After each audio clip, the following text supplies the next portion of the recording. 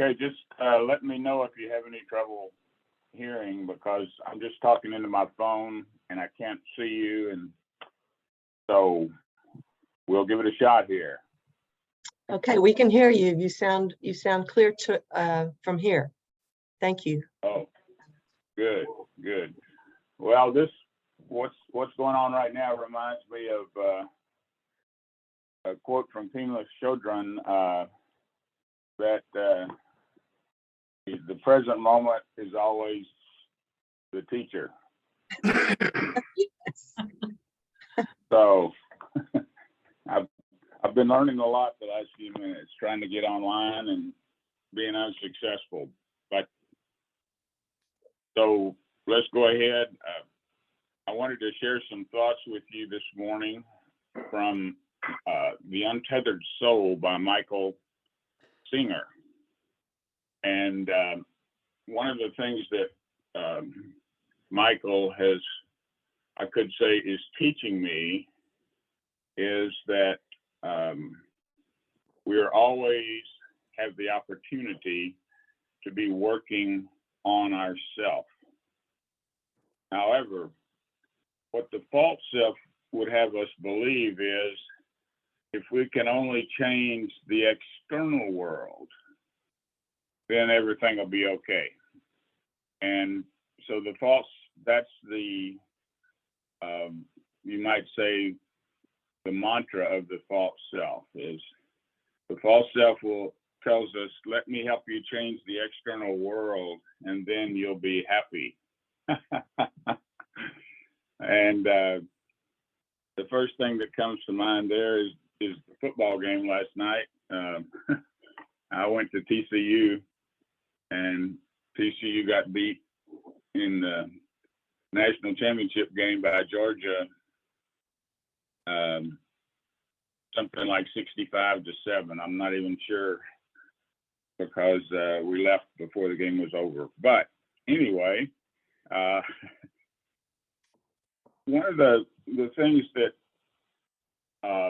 Thomas Keating taught me was, or is, if I do enough centering prayer, the false self will be transformed.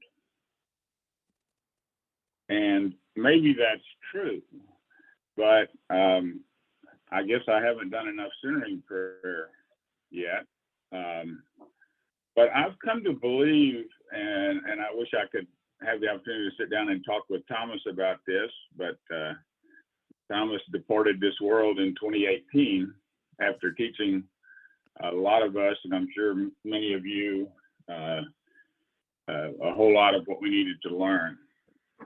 But what Michael Singer has helped me to see is that the transformation of the false self is a more active process than I initially believed. Doesn't mean that centering prayer, meditation, being in the silence will not help us. In fact, it's absolutely essential. But in addition to being in the silence and spending time with the divine therapist every day, I've come to believe that transformation of the false self, some people have called it self-actualization, has an active component along with the grace of centering prayer.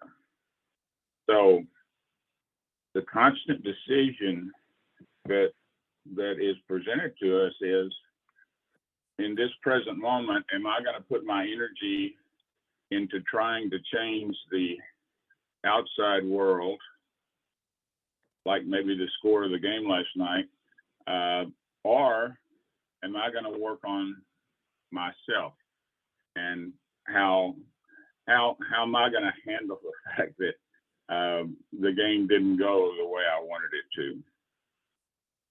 So what Michael talks about is to be firmly seated in what he calls the seat of self.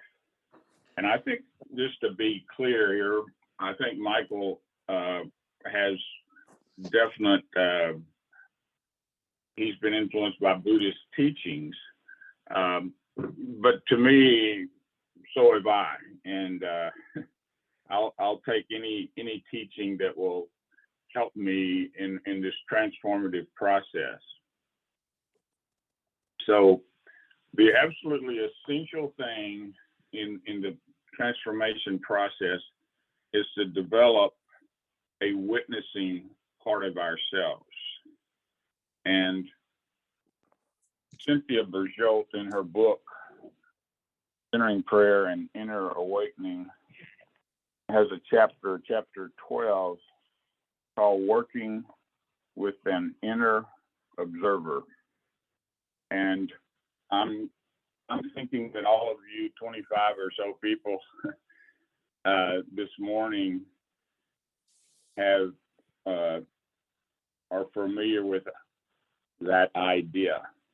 And in fact, I think to be aware that there is an inner observer. Some people have called this a witnessing ego versus an experiencing ego. Now, in the spiritual language, we've come to think of the ego as somewhat equate with the false self. But if we split the ego into experiencing ego, that would be the ego that's caught up in all the drama of the moment, and a witnessing ego. Then the witnessing ego would correspond to this observing part of us. Some people have called it the witness. So are there any questions at this point about the observing part of ourselves?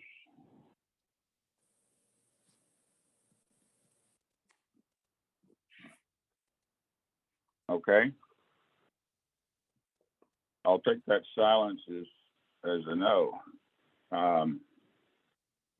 So the idea is we can learn to observe what is going on with the experiencing ego or the false self. False self is always involved in some kind of drama, and it's very seductive that will to pull us into that drama. And so what Singer says is that we learn to sit inside and watch the energy, watch the false self do its thing. And one thing about the false self, it's actually very boring because it's running the same program. It's like a loop. It's running the same program over and over and over. And the message is always to invite us to try to change what's going on around us, change other people, change circumstances, and that will never work. I mean, we've all had a lot of experience with trying that, and as Dr. Phil would say, how's that working for you? And I'll leave that as an open question, because if one of you says to me, well, it's working just fine, I've got my outside world just like I want it, then I would say, I want to talk to you more because it hasn't worked for me. And how this usually comes home to us is often in our closest relationships. I've been married to Carolyn now. We're in our 14th year, and my project to change her, to make her better, has failed miserably,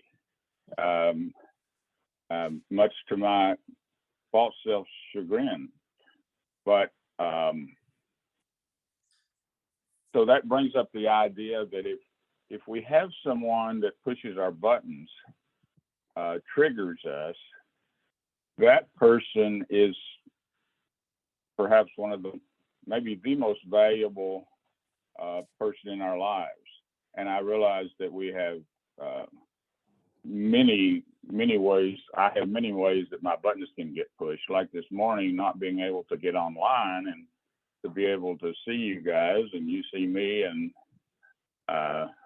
that certainly enhances communication. But that wasn't possible this morning, so I'm appreciative of having this other option. So, Sister Deborah, are you hearing me okay? Yes. Hello? Yes, perfectly. I can hear you. Okay. Yeah, thank you.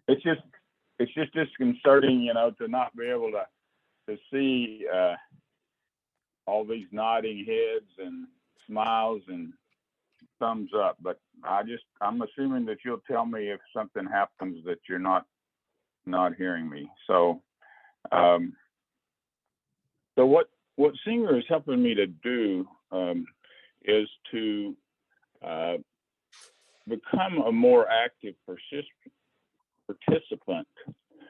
I mean, I'm doing my centering prayer or whatever meditation that a person does, because to me, it's, you know, centering prayer is a method for entering the silence and being putting myself in the hands of the divine therapist. But I think that the silence is really the common denominator that we're talking about here. So it's not important to me what kind of method one uses, but I think the essential thing is to spend time in the silence, because it is through this time in the silence that I become quiet enough to really start getting in touch with what's going on inside me. And as many of you know, when you're in the normal conscious state, you think, you know, there's things going on, but then when we sit down and go into the silence, it's amazing sometimes what the barrage of thoughts, emotions start to hit us. So that time in the silence is absolutely essential.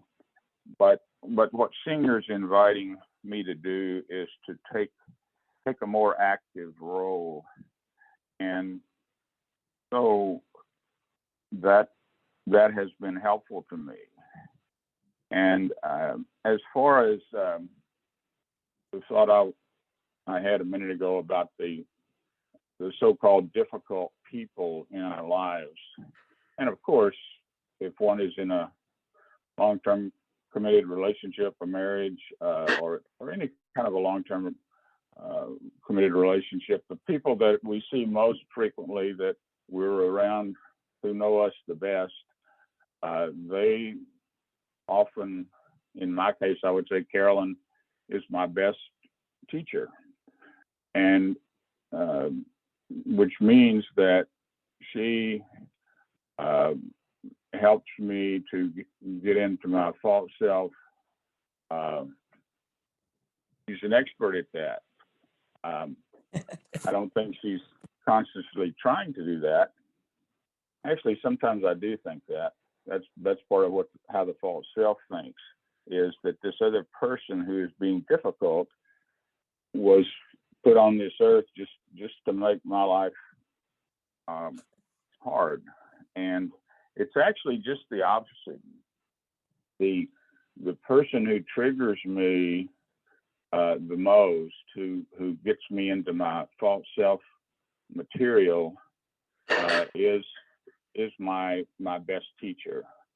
And Singer tells the story that about Gurdjieff, the famous teacher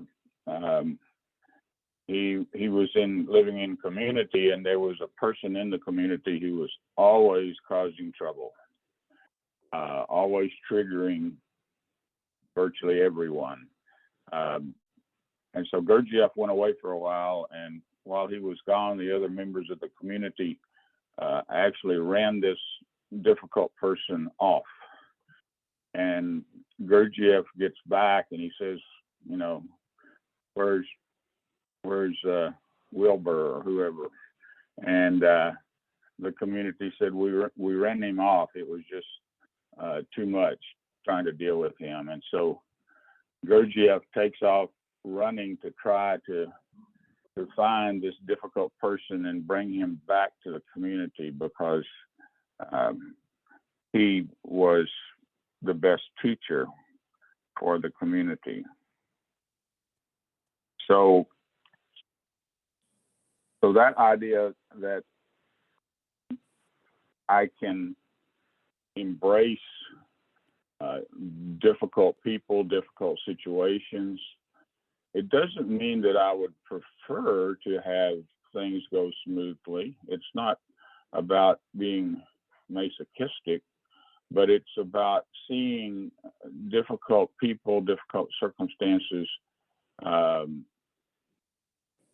as our teacher and our transformative stimulus to let go of the false self. So I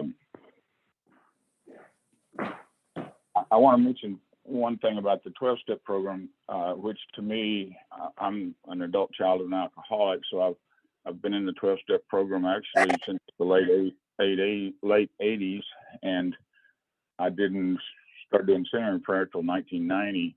But these two,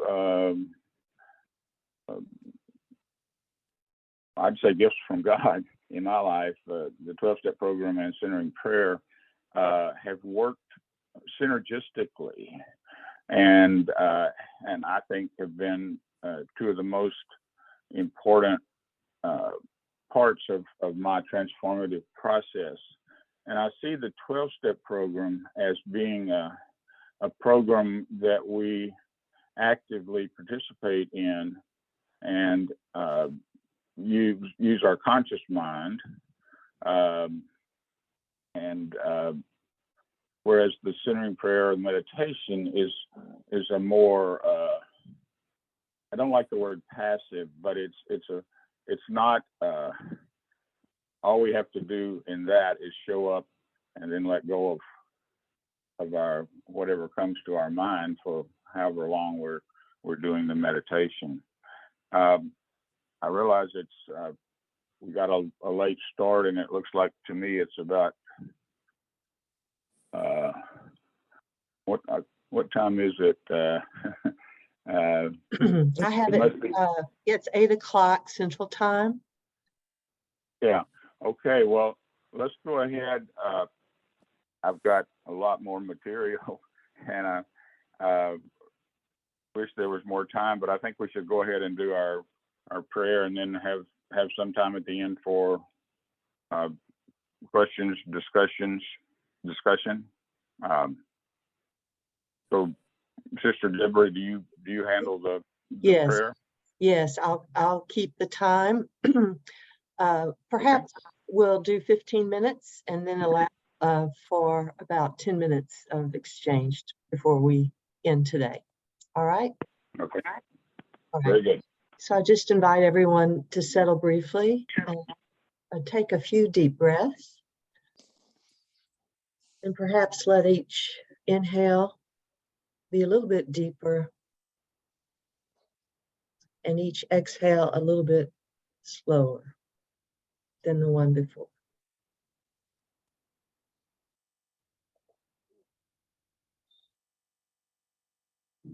And so we begin.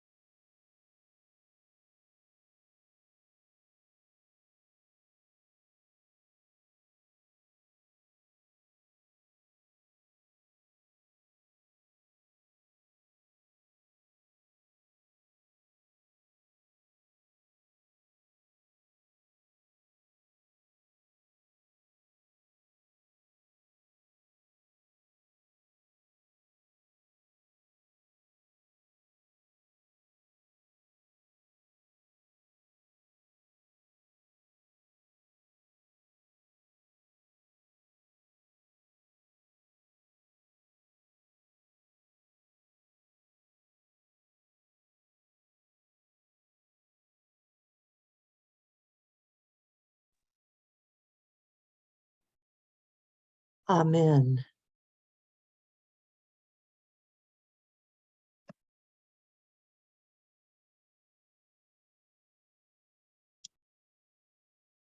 Nick, are you still with us? I'm with you, sister. Wonderful. Well, we have probably about 10 minutes. I see a question from Donald Walter. How does the false self contribute to procrastination? Let's see. How does the false self contribute to procrastination? And how can the observer help overcome this? Well,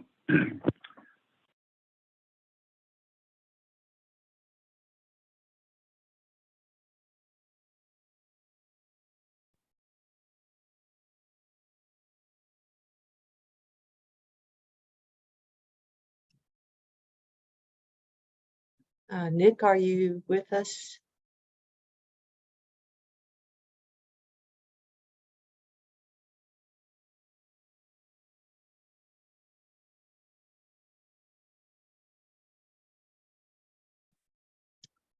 Nick, I'm not hearing you if you're speaking.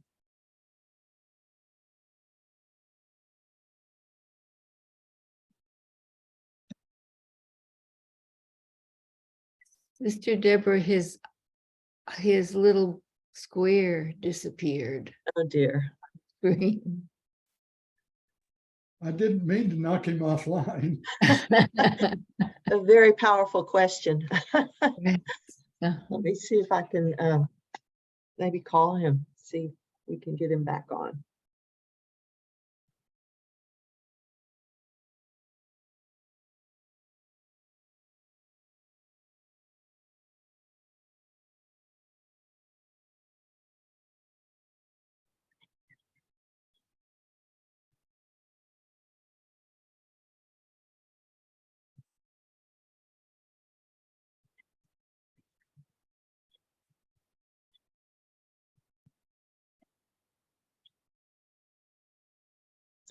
Nick, if you get this message, can you call back in on the number you used before? We're eager to hear from you again. Thank you. You know, Sister Deborah, I could talk to the question a little bit about from the teaching of Thomas Keating on the false self system, if that would be. Please do. Please do. Hopefully. Well, Nick is- the Go ahead. false self system is really has up its sleeve a whole bag of tricks. And they are all designed to meet one of the needs of the emotional patterns for happiness that we begin to develop probably in utero, because they are, you know, temperamental as well as a result of all of our learning. So those three things are, how are we loved? How do we get esteem and affection? How do we have control? How do we have power and control in our world? And the third one is, Sister Deborah, what's the third one? Safety and security, power, Yeah, control, affection, esteem. Safety, security is probably the most basic one. And so the ways that we meet those needs are suited to the ways that we are in the world. And one of those ways is certainly procrastination, kind of avoiding dealing with something that's in front of us. And if you go inside, you might be able to start to sense for yourself, Donald, whether that is more a way to stay safe, a way to be esteemed, or a way to have power. And maybe it's a little bit of all three. But each of those things that Freud would call defense mechanisms are really expressions of, in Thomas Keating's work, and in Thomas Merton and Cynthia Bourgeois, there are many writers who have followed in that system, you know, ways to meet those basic needs that we all have. And you asked how to overcome it, which would be really probably, I'm going to say, through centering prayer or other sort of meditative approach, because here's the conundrum. Any way we figure out on our own to overcome it is going to be more out of the false self system. So if I decide I won't procrastinate by making a list, my list is just another way to meet one of the needs of the false self system. So when we practice a letting go meditation or a focused meditation, we step outside of the false self and have an opportunity to allow a different way to do something different to come into our being.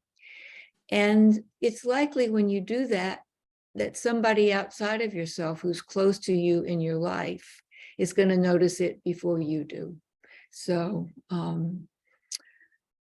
that's what I think Thomas Keating would say, because it's through centering prayer that the divine therapist works, and not through just making more clever plans. I'm sure there's not anybody on this call who hasn't tried to solve a problem like procrastination or the other conundrums of our ordinary life by making a better plan. That's what I could say. I hope that's helpful. Thank you so much, Catherine. And there are a couple of comments in the chat. I'll just call people's attention to that. Okay, Dana. Catherine, centering prayer, would you call that what Rick calls it? Would that be activation, active? Would that be as opposed to, An you know, he just. Right. Well, Thomas Keating talks about an active prayer sentence. Is that, and that's one you use during the day. No, he said transforming the false self is a more active process. In that case, would you call centering prayer an active process then? I would say that the intention and the dedication that is required to do centering prayer is very active. But when you are in centering prayer, the activity is to pay attention and to let go of the thoughts when they arise, and use your sacred word as a symbol of your willingness to let go. So that really, it's not passive. It's, you know, but for me, when I think of active, I think of something a little more energetic than that, because Thomas Keating says, when we let go of our wandering mind and return to the sacred word, we do that as gently as a feather falling on a pillow. So it really is not that you've geared up your whole body to let go of, you know, intrusive thoughts. It's a very gentle thing, but it isn't passive. It's not a passive. Thank you, Catherine. Thank you. I think the word that comes to me often with centering prayer is the intentionality. Yes. So that could be, you know, I'd say, maybe I wouldn't call it ego because it's not seeking control, but it is a kind of an act of the will. So it is active in that sense. Yeah. Mhm. Thank you. Well, I think what we're going to have to do is get Nick back for another program.